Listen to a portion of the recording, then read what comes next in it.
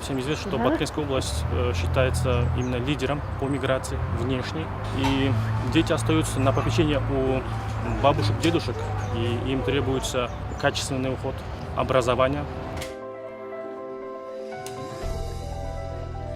Сама идея пришла много лет назад. Сам детский садик строился не один год. Наверное, где-то 3-4 года прошло.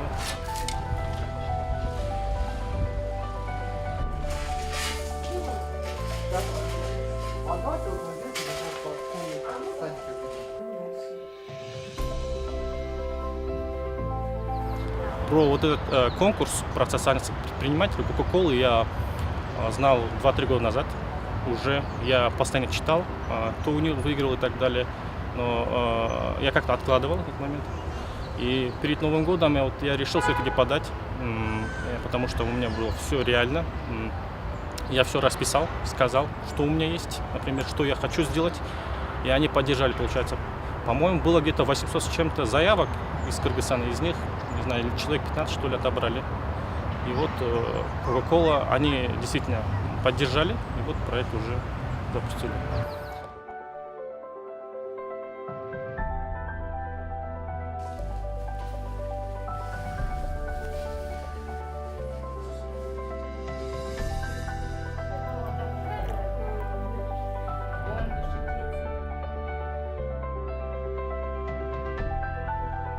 Как в американских фильмах. Вот они вот такие с зеркальцем, вот такое попробовали сделать для более старшего возраста детей.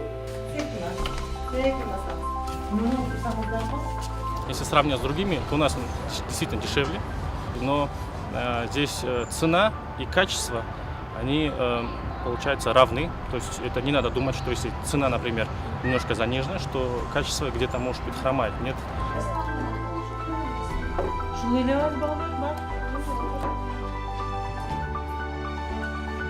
Вообще в самом начале планировалось только для малоимущих детей и детей-мигрантов, и детей, которые живут в приграничных регионах. Но сейчас уже мы думаем о том, чтобы открыть небольшую группу для ЛОВЗ.